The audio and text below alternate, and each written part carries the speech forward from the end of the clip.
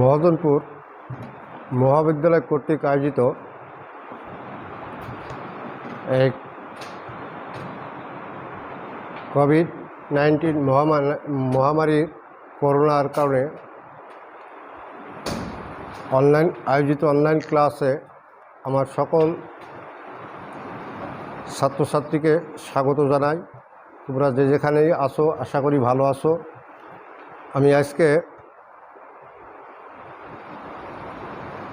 যারা 2022 সালের পরীক্ষার্থী তাদের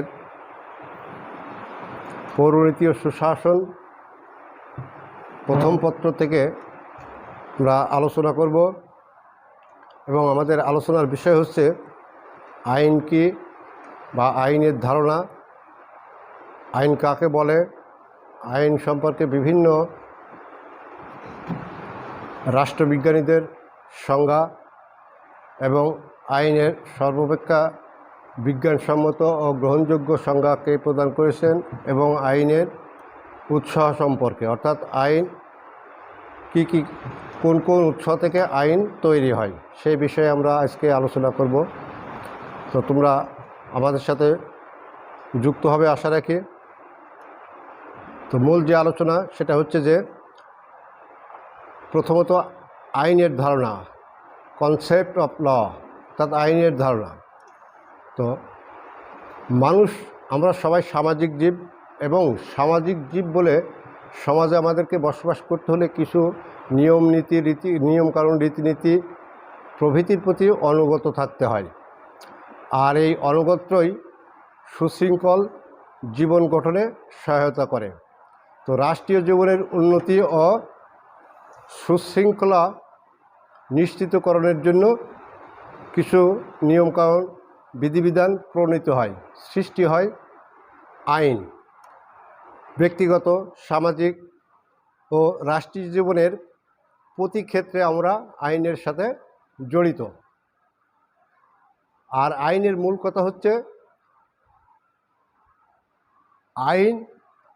আইনের দৃষ্টিতে সকলেই সমান। আইনের মূল কথা হচ্ছে যে আইনের দৃষ্টিতে সকলেই সমান, সকলে মিলে যাতে আমরা সমাজে সুশৃঙ্খলভাবে এবং নিরাপত্তার সাথে সকলে সংঘবদ্ধ হয়ে বসবাস করতে পারি, এটাই হচ্ছে আইনের মূল লক্ষ্য বা উদ্দেশ্য। তাহলে কি হবে? তাহলে সেখানে কেউ কারো অধিকার ও স্বাধীনতাকে খর্ব করতে পারবে না এবং আইন অমান্য করা যাবে না। তো আইন বলতে কি? আইন বলতে সামাজিক আইন আছে, প্রাকৃতিক আইন আছে, নৈতিক আইন আছে, প্রভৃতি আইন আছে। তো নাগরিক কার্যকলাপ, রাজনৈতিক মতাদর্শ ও রাষ্ট্রীয় প্রতিষ্ঠান প্রভৃতি হলো পৌরনীতি ও সুশাসনের মূল আলোচনার বিষয়। তো এগুলোর সাথে সম্পর্কযুক্ত নিয়মকানুনই হলো রাষ্ট্রীয় আইন। আইন বলতে সামাজিক আইন, রাজনৈতিক আইন, নৈতিক আইন, প্রাকৃতিক আইন, বিভিন্ন আইন আছে। তো নাগরিক কার্যকলাপ ও রাজনৈতিক মতাদর্শ ও রাষ্ট্রীয় প্রতিষ্ঠান প্রভৃতি হলো পৌরনীতি ও সুশাসনের মূল আলোচ্য বিষয়। তো এক্ষেত্রে এগুলোর সাথে সম্পর্কযুক্ত নিয়মকানুনই হচ্ছে কি? এগুলোর সাথে সম্পর্কযুক্ত নিয়মকানুনগুলোই হচ্ছে রাষ্ট্রীয় আইন। তো এই আইন সম্পর্কে আমরা আরও বিস্তারিত আলোচনা করছি। যেটা দেখো যে আইন একটি ফার্সি শব্দ, যার ইংরেজি প্রতিশব্দ হচ্ছে ল, LAW, ল। এই ল শব্দটি এসছে টিউটনিক শব্দ ল্যাগ থেকে, যার অর্থ হচ্ছে স্থির ও অপরিবর্তনীয়। তো এবং এটি সকলের ক্ষেত্রে সমভাবে প্রযোজ্য। বিভিন্ন লেখক বিভিন্ন দৃষ্টিকোণ থেকে কিন্তু আইনের ব্যাখ্যা করেছেন। তো আমরা যেটা আলোচনা করছেন যে আইন একটি ফার্সি শব্দ, এর ইংরেজি প্রতিশব্দ ল। এই ল শব্দটি এসছে কোথা থেকে? টিউটনিক ল্যাগ থেকে, যার অর্থ স্থির ও অপরিবর্তনীয় এবং এটা সকলের ক্ষেত্রে সমভাবে প্রযোজ্য। তো এখন যে আইন কাকে বলে, এই আইন কাকে বলে? আইন বলতে বিভিন্ন রাষ্ট্রবিজ্ঞানী বিভিন্নভাবে আইনকে সংজ্ঞায়িত করেছেন। তাদের ভিতরে উল্লেখযোগ্য যেমন জন অস্টিন, ইনি কি বলেছেন যে এক কথায় সার্বভৌম শাসকের আদেশই হচ্ছে আইন। জন অস্টিন বলেছেন সার্বভৌম শাসকের আদেশ, সেই আদেশটাই হচ্ছে আইন। তারপরে অধ্যাপক হল্যান্ড তিনি আইনের ব্যাখ্যা দিতে গিয়ে বলেন যে রাজনৈতিক সার্বভৌম কর্তৃপক্ষ কর্তৃক প্রযুক্ত মানুষের বাহ্যিক আচার আচরণ নিয়ন্ত্রণের যে সাধারণ যে নিয়ম সেটাই হচ্ছে আইন। তিনি বলেছেন কি যে রাজনৈতিক সার্বভৌম কর্তৃপক্ষ প্রযুক্ত মানুষের বাহ্যিক আচার আচরণ নিয়ন্ত্রণের নিয়মই হচ্ছে আইন। এটা বলেছেন কি অধ্যাপক হল্যান্ড। তো আইনের সবচেয়ে গ্রহণযোগ্য ও বিজ্ঞানসম্মত আলোচনা করেছেন তিনি হচ্ছেন আমেরিকার 28তম প্রাক্তন প্রেসিডেন্ট উড্রো উইলসন। ইনি আইনের ব্যাখ্যা করতে গিয়ে বলেছেন যে সমাজের প্রতিষ্ঠিত চিন্তাধারা রীতিনীতি সমাজের প্রতিষ্ঠিত চিন্তাধারা ও রীতিনীতির যে অংশটুকু স্পষ্ট এবং মৌলিকভাবে স্বীকৃত হয়েছে এবং সরকারের সমর্থন লাভ করে সুস্পষ্ট বা সুসংবদ্ধ বিধিবিধানের রূপ লাভ করেছে, সেটা হচ্ছে আইন। তাহলে কি উড্রো উইলসন বলছেন যে সমাজের প্রতিষ্ঠিত চিন্তাধারা রীতিনীতির যে অংশটুকু স্পষ্ট এবং মৌলিকভাবে স্বীকৃতি পেয়েছে এবং যেটা সরকারের সমর্থন লাভ করে সুস্পষ্ট বিধিবিধানে পরিণত হয়েছে সেটাই হচ্ছে, বা সুস্পষ্ট বিধিবিধানে রূপ লাভ করেছে সেটা হচ্ছে আইন। তো এ হচ্ছে আইনের ধারণা এবং আইনের সংজ্ঞা। এখন আমরা যেটা আলোচনা করতেছি সেটা হচ্ছে যে আইনের উৎসসমূহ।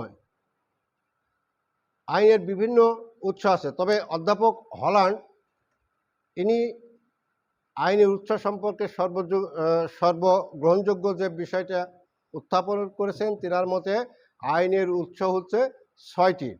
প্রথমত হচ্ছে প্রথা। আইনের প্রথম উৎস হচ্ছে, অর্থাৎ আইন কোথা থেকে উৎপত্তি লাভ করেছে বা কোথা থেকে সৃষ্টি হয় সেটা হচ্ছে তার আইনের উৎস। তো অধ্যাপক হল্যান্ড যে 6টি উৎসের কথা বলেছেন তার প্রথম যেটা সেটা হচ্ছে প্রথা। যে সুদীর্ঘ কাল ধরে সমাজে কিছু রীতিনীতি আচার ব্যবহার এটা যে প্রচলিত আছে সেটাকে বলা হয় প্রথা। প্রথা হলো আইনের প্রাচীনতম উৎস।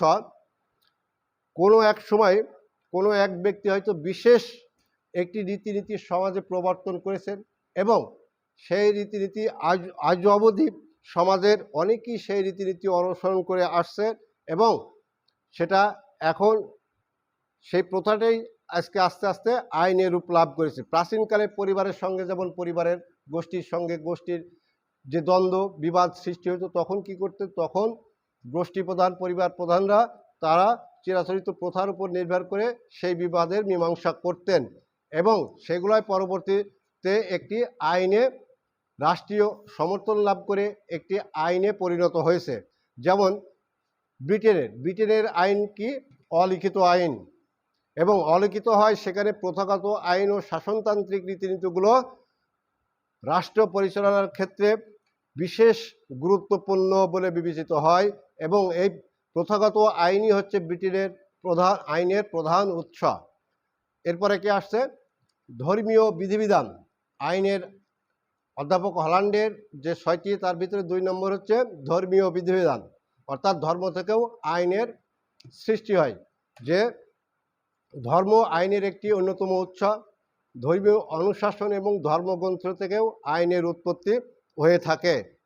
যেমন মধ্যযুগে ধর্মীয় রাজনৈতিক ক্ষমতা, যখন মধ্যযুগ ছিল তখন মধ্যযুগে ধর্মীয় ও রাজনৈতিক ক্ষমতা একজনের হাতে ন্যস্ত থাকতো বিধায় তখন কি হতো যে শাসকগণ রাজ্য শাসন করতে গিয়ে তিনি ধর্মীয় বিধিবিধানও সেখানে প্রয়োগ করতেন। বর্তমানে ধর্মীয় বিধিবিধান থেকে উৎপত্তিগত আইন অনেক দেশে কার্যকর রয়েছে। যেমন বাংলাদেশের মুসলিম জনগোষ্ঠীর পারিবারিক সম্পত্তি ও উত্তরাধিকার আইনটি ইসলামীয় ধর্মগ্রন্থ থেকে উৎপত্তি লাভ করেছে। ফলে এই আইনকে সবাই অত্যন্ত শ্রদ্ধার সাথে মেনে চলে কিন্তু তারা কোনো বাধ্য হয়ে নাই। এই ধর্মীয় আইনটা বাংলাদেশের জনগণ অত্যন্ত শ্রদ্ধার সাথে মেনে চলে, কিন্তু বাধ্য হয়ে নয়। তারপরে কি এই আইনকে সবাই মেনে চলে ধর্মীয় শ্রদ্ধাবোধ থেকে বাধ্য হয়ে নয়। তাহলে কি বোঝা গেল যে ধর্মীয় গ্রন্থ থেকেও বা ধর্মীয় বিধিবিধান থেকেও আইনের উৎপত্তি হয়েছে। 3 নম্বর, অধ্যাপক হল্যান্ডের আইনের উৎসার যে 6টি, তার ভিতরে 3 নম্বর হচ্ছে বিচারকের রায়। অনেক সময় বিচারকগণ বিচারকালে নতুন নতুন আইন সৃষ্টি করেন। যখন প্রচলিত কোনো আইনের দ্বারা কোনো মামলার নিষ্পত্তি বা মোকদ্দমার নিষ্পত্তি করা সম্ভব হয় না, তখন বিচারকদের নতুন আইন তৈরি করতে হয় এবং এই আইনটি পরবর্তীতে যদি গ্রহণযোগ্য হয় তাহলে রাষ্ট্রীয় সমর্থন লাভ করে সেটি একটা বিধিবিধানের রূপ লাভ করে আইনের রূপ গ্রহণ করে। তারপরে 4 নম্বর হচ্ছে বিজ্ঞানসম্মত আলোচনা। যে বিজ্ঞানসম্মত আলোচনাও আইনের একটি অত্যন্ত গুরুত্বপূর্ণ উৎস। যে প্রখ্যাত আইনবিদদের বিজ্ঞানসম্মত আলোচনাও আইনের অন্যতম একটি উৎসে কাজ করে। আইনজ্ঞদের ব্যাখ্যা আলোচনা অনেক সময় আইনের প্রকৃত অর্থ প্রকাশ করে। এই ব্যাখ্যা আদালতে অত্যন্ত শ্রদ্ধার সাথে গৃহীত হয়ে থাকে। মুসলিম আইন গ্রন্থ যেমন হেদায়া আলমগীর, ইংল্যান্ডের ক্রোক ইনস্টিটিউট, অ্যালবার্ট ড্যান ব্রাইসি লিখিত ল অব দ্য কনস্টিটিউশন ইত্যাদি, এই গ্রন্থগুলো আইনের ক্ষেত্রে অত্যন্ত গুরুত্বপূর্ণ অবদান রেখেছে। তারপরে কি 5 নম্বর হচ্ছে ন্যায়বোধ। ন্যায়বোধ আইনের আরেকটি অত্যন্ত গুরুত্বপূর্ণ উৎস। বিচারকগণ অনেক সময় বিচার কার্য সম্পন্ন করতে গিয়ে সামাজিক ন্যায়বোধ ও বিচার বুদ্ধির প্রয়োগ করে থাকেন। বিচারকদের ন্যায়বোধ হতে যে আইনটি এবং তাদের ন্যায়বোধ থেকে যে বিধিবিধানটি প্রণীত হয় সেটাই পরবর্তীতে রাষ্ট্রীয় স্বীকৃতি লাভ করে আইনে পরিণত হয়। এবং অধ্যাপক হল্যান্ড যে 6টি আইনের উৎসের কথা বলেছেন তার সর্বশেষ সেটা হচ্ছে আইনসভা। আর আইনসভা কিন্তু আধুনিককালে আইনের সর্ববৃহৎ উৎস। আধুনিককালে কিন্তু আইনসভা হচ্ছে আইনের সর্ববৃহৎ উৎস। বর্তমানে প্রত্যেক দেশের আইনসভা রাষ্ট্রীয় কার্য পরিচালনার জন্য আইন প্রণয়ন করে থাকে। বর্তমানে বিশ্বের প্রত্যেকটি দেশই তার রাষ্ট্র পরিচালনার জন্য আইনসভা কর্তৃক আইন প্রণয়ন করে থাকে। এক্ষেত্রে অবশ্য জনমতকে যথেষ্ট গুরুত্ব দেওয়া হয়। আধুনিক রাষ্ট্র ব্যবস্থায় আইনসভা কর্তৃক প্রণীত আইনই হচ্ছে রাষ্ট্রীয় আইন। এটা কিন্তু অধ্যাপক হল্যান্ডের আরেকটি গুরুত্বপূর্ণ উৎস যে আইনসভা কিন্তু বর্তমানে আধুনিক বিশ্বে প্রত্যেকটি রাষ্ট্রের আইনের প্রধান উৎস হিসেবে কাজ করে। কারণ রাষ্ট্র পরিচালনার ক্ষেত্রে আইনসভা থেকে প্রণীত আইন প্রণয়ন করেই রাষ্ট্র পরিচালনা করা হয়ে থাকে এবং এক্ষেত্রে সবচেয়ে গুরুত্ব দেওয়া হয় জনমতকে।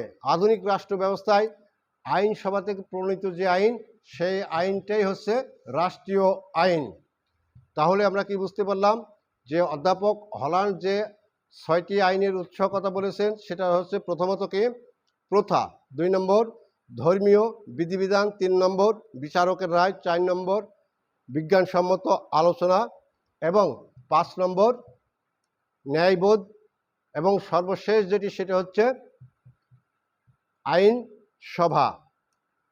এই 6টি উৎসের কথা অধ্যাপক হল্যান্ড উল্লেখ করেছেন। তো আমি আশা করি তোমরা আইন সম্পর্কে ধারণা পেলে, আইনের সংজ্ঞা কী এবং বিভিন্ন রাষ্ট্রবিজ্ঞানের দেওয়া সংজ্ঞা এবং আইনের উৎস সম্পর্কে তোমরা জানতে পেলে। আগামীতে তোমাদের সাথে আবার দেখা হবে।